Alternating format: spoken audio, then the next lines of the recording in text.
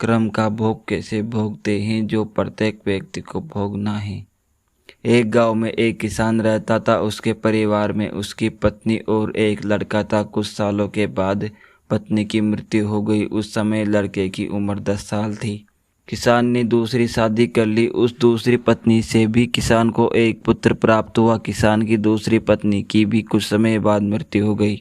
किसान का बड़ा बेटा जो पहली पत्नी से प्राप्त हुआ था, जब शादी के योग्य हुआ तब किसान ने बड़े बेटे की शादी कर दी। फिर किसान की भी कुछ समय बाद मृत्यु हो गई। किसान का छोटा बेटा जो दूसरी पत्नी से प्राप्त हुआ था और पहली पत्नी से प्राप्त बड़ा बेटा दोनों साथ साथ रहते थे। कुछ समय बाद किसान के छोटे लड़के की तबीयत खराब रहने लगी।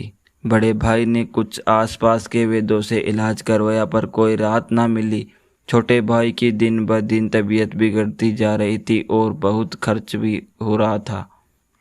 एक दिन बड़े भाई ने अपनी पत्नी से सलाह की कि यदि छोटा भाई मर जाए तो हमें इसके इलाज के लिए पैसा खर्च ना करना पड़ेगा और जायदाद में आधा हिस्सा भी नहीं देना पड़ेगा। तब उसकी पत्नी ने कहा कि क्यों न किसी वैद्य से बात करके इसे जहर दे दिया जाए। किसी को पता भी ना चलेगा, किसी रिश्तेदारी में भी कोई शक न करेगा कि बीमार था, बीमारी से मृत्यु हो गई। बड़े भाई ने ऐसा ही किया। एक वैद्य से बात की कि आप अपनी फीस बताओ, ऐसा करना है, मेरे छोटे बीमार भाई को दवा के बहाने जहर देना है।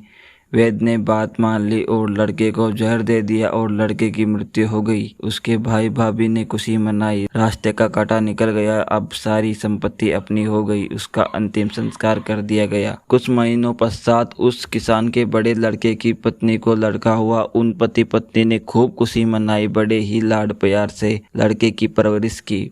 कुछ ही गिने वर्षों में लड़का जवान हो गया। उन्होंने अपने लड़के की भी शादी कर दी। शादी के कुछ समय बाद अचानक लड़का बीमार रहने लगा। माँ बाप ने उसके इलाज के लिए बहुत वैद्यों से इलाज करवाया। जिसने जितना पैसा मांगा दिया, सब कुछ दिया ताकि लड़का ठीक हो जाए। अपने लड़के के इलाज में अपनी आधी संपत्ति तक बेच दी, पर लड़का बीमार के कारण मरने की कगार पर आ गया। शरीर इतना ज्यादा कमजोर हो गया कि अस्थि पिंजर शेष रह गया था।